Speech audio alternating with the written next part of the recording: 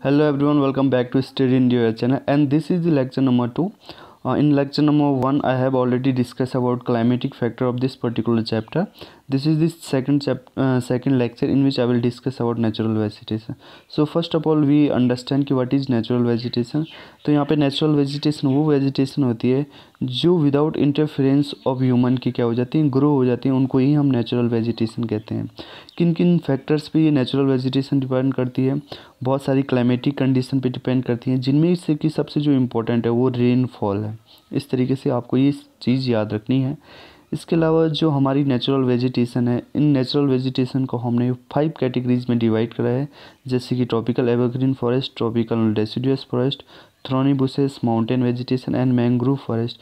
So we will cover this particular one by one. So first we will discuss about natural tropical rainforest. So guys, this is most important and this may ask in your examination directly. Okay, so please आप ध्यान से देखिएगा. सबसे पहले जो tropical rain forest की बात करते हैं, रेनफॉल की बात करते हैं, जहाँ हैवी रेनफॉल होती है. Heavy rainfall in the sense कि जहाँ 250 सेंटीमीटर से ज़्यादा की जहाँ बारिश होती है, उसी को ही हम वहाँ जा उन एरियाज़ में ट्रॉपिकल रेन फॉरेस्ट हमें मिल सकते हैं.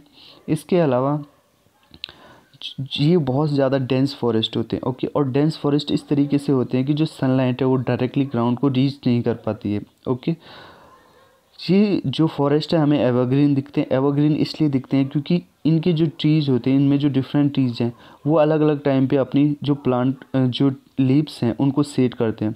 तो जिससे क्या होता है कि थ्रू आउट द ईयर हमें ग्रीनरी दिखती है, इसलिए हम इन्हें एवरग्रीन फॉरेस्ट कहते हैं.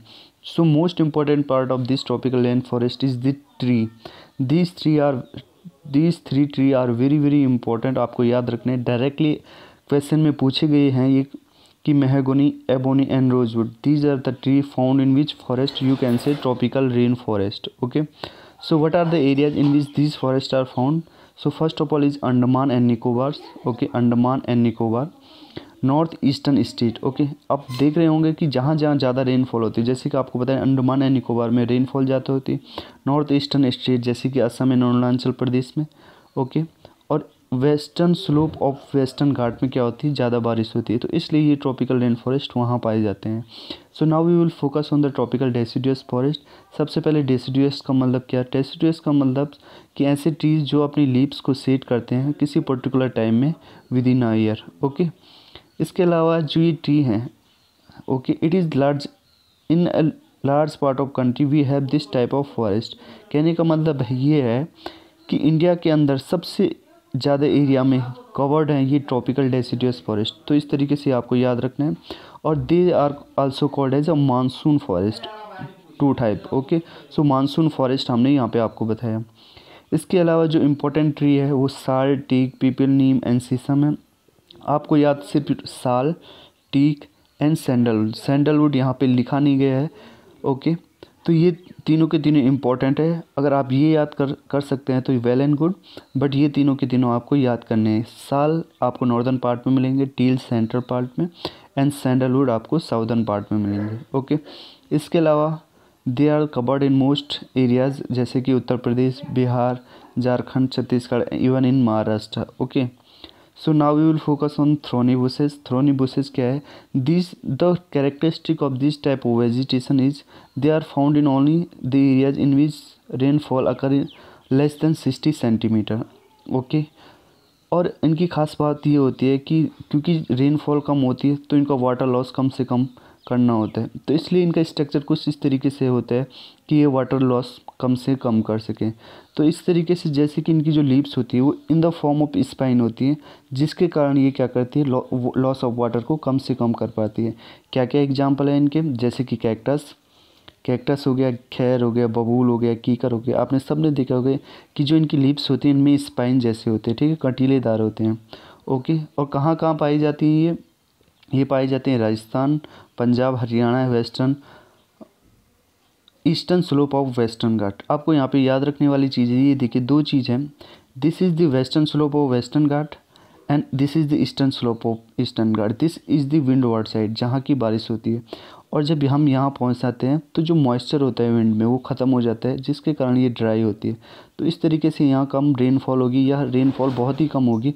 तो इस तरीके से यहाँ पे थ्रॉनी बुशेस मिलेंगे हमें। Okay, now we will focus on a mountain vegetation. सबसे पहले माउंटेन वेजिटेशन में समझने वाली बात यह है कि यहाँ पे जो क्लाइमेटिक कंडीशन है वो टेम्परेचर ज़्यादा प्रिवेल करता है ओवर रेनफॉल पे। ओके, तो टेम्परेचर जिस तरीके से हाइट के अनुसार घटता जाएगा तो उस तरीके से रेनफॉल, उस तरीके से जो हमारी वेजिटेशन होंगी वो भी डिफ़र करती जाएंगी। ओके, तो कितनी कितनी हाइट पे हमें यहाँ माउंटेन वेजिटेशन मिलते हैं? लगभग 1500 मीटर से लेकर 3500 मीटर तक हमें यहाँ पे ये हमारी माउंटेन वेजिटेशन मिलते हैं। ओके, दो यहाँ पे 2500 मीटर लिखा हुआ है, पर 3500 मीटर तक भी हमें माउंटेन वेजिटेशन मिल जाती हैं। ओके, इसके अलावा कौन कौन सी यहाँ पे हमारी ट्री हैं जो इम्पोर्टेंट है, जैसे कि चीर हो गया, पाइन हो गया, देवदार हो गया। देवदार की खास बात ये है कि ये ईस्टर्न हिमालयज़ में नहीं मिलते हैं। ईस्टर्न हिमालयज़ में जैसे सिक्किम हो गया, असम हो गया, अरुणाचल प्रदेश वाला पार्ट हो गया, यहाँ नहीं मिलते हैं,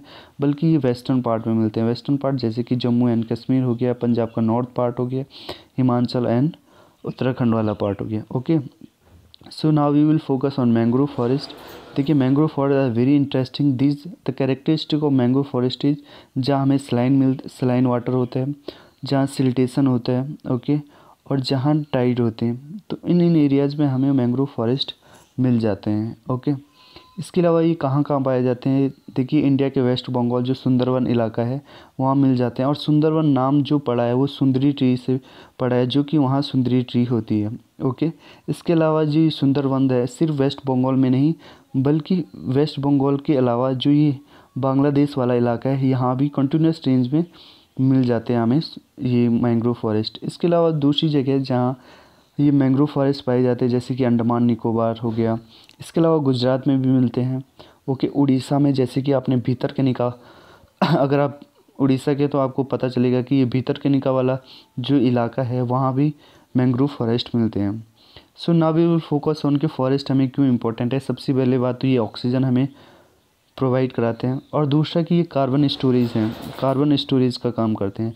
जैसे कि बताया आपको जो CO2 है, CO2 is a green house gas. Okay, और CO2 अगर हमें बढ़ेगी तो टेम्परेचर बढ़ेगा, और टेम्परेचर बढ़ेगा तो ग्लेशियर्स पिघलेंगे, ग्लेशियर पिघलेगा तो सी लेवल क्या होगा? इंक्रीज होगा। सी लेवल इंक्रीज होने से जो कोस्टल इलाके होंगे वो सबमर्ज हो जाएंगे।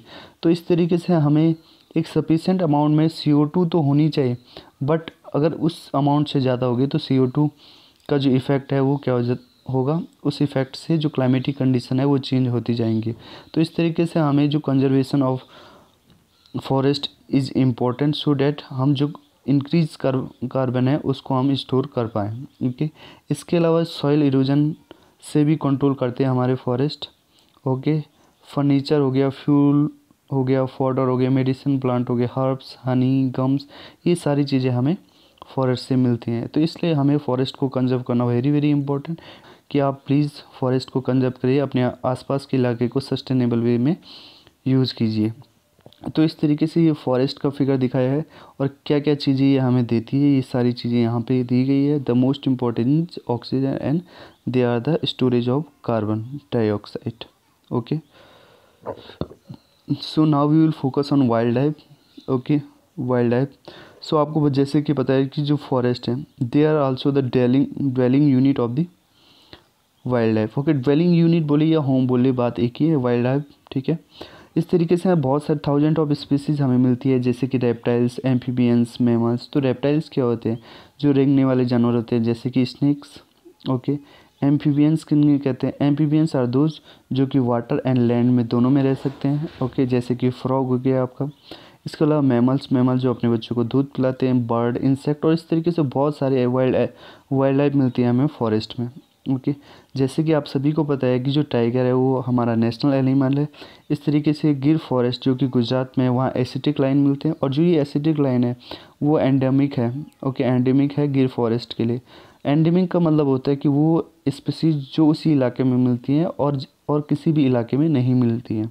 ओके, इसके अलावा एलिफेंट है, वन हॉर्न राइनो है, देखिए जो एलिफेंट है जैसे बांदीपुर नेशनल पार्क में मिलते हैं जो कि कर्नाटका में, नागरहोल जो भी कर्नाटका में, मधुमलाई जो कि तमिलनाडु में। तो इस तरीके से बहुत सारे नेशनल पार्क्स में एलिफेंट मिलते हैं और इस तरीके से आपको नेशनल पार्क याद करने की ज़रूरत भी है। ओके, 109 की सबसे खास बात यह है कि ये असम के काजीरंगा नेशनल पार्क और पोबितारा वाइल्ड लाइफ सेंचुरी में मिलते हैं। ओके, यहाँ पे पोबितारा वाइल्ड लाइफ सेंचुरी में ये हमें मिलते हैं। ओके, इसके अलावा जो 109 की जो खास बात है ना, इन्हें ग्रेट स्विमर कहा जाता है।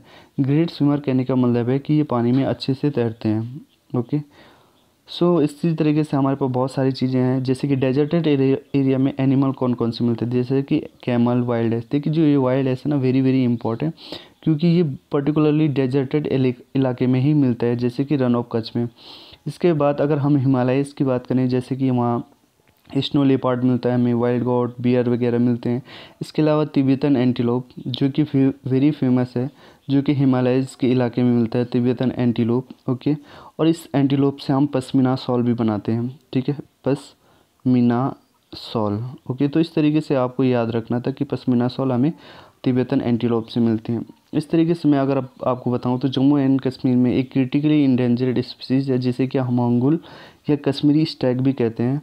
ये भी डाचिकम नेशनल पार्क जो कि जम्मू एंड कश्मीर में है वहाँ मिलता है। ओके, तो इस तरीके से मैंने आपको थोड़ा एक्स्ट्रा इन्फॉर्मेशन दी है, और आपको मैं इसलिए बता रहा हूँ क्योंकि आपको नेशनल पार्क याद रखने की भी ज़रूरत है। इस तरीके से हम देखेंगे कि इंडिया का जो नेशनल बर्ड है वो पीकॉक है, आप सभी को पता है इसके बारे में। इस तरीके से बहुत सारे, देखिए मैं आपको यहाँ पे एक और चीज़ बताना चाहता हूँ। जो एशियन वाटर बर्ड सेंसस होता है वो जनवरी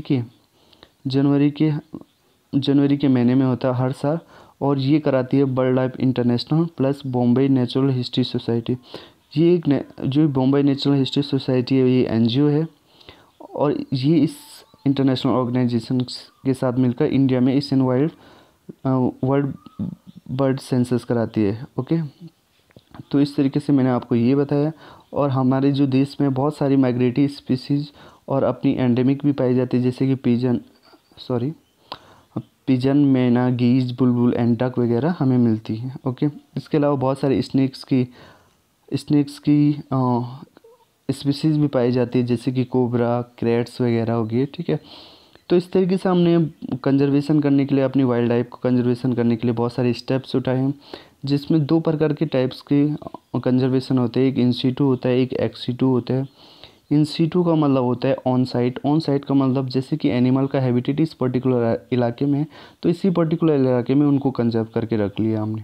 ओके, जैसे कि नेशनल पार्क। ओके, अब एक्स-सीटू कंजर्वेशन में क्या होता है कि एक्स-सीटू कंजर्वेशन में हम, जैसे कि ये कोई एनिमल इस हैबिटेट में रहता है, इसको दूसरी जगह पे लेके इसको कंजर्व कर दिया। ओके, जैसे कि ब्रीडिंग सेंटर होते हैं।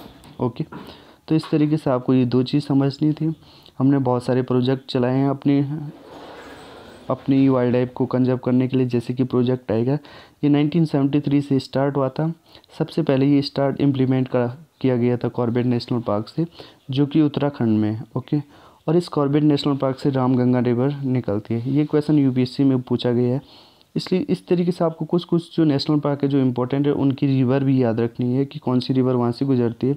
हमने प्रोजेक्ट एलिफेंट को भी इनिशिएट कराया, और आपको ये बताना है कि ये प्रोजेक्ट जो टाइगर एलिफेंट है ये कब स्टार्ट करा गया था। ओके, तो इस तरीके से हमने अपनी वाइल्ड लाइफ को कंजर्व करके रखना है, अपनी वाइल्ड लाइफ को कंजर्व करके रखना है। शेयर भी कीजिएगा। ओके, शेयर कीजिएगा, कमेंट में बताएं आपको किस तरीके से लगा। अगर आप चाहते हैं कि इसी तरीके से मैं वीडियो लेके आऊँ तो प्लीज़ कमेंट करिएगा। So thank you for the today.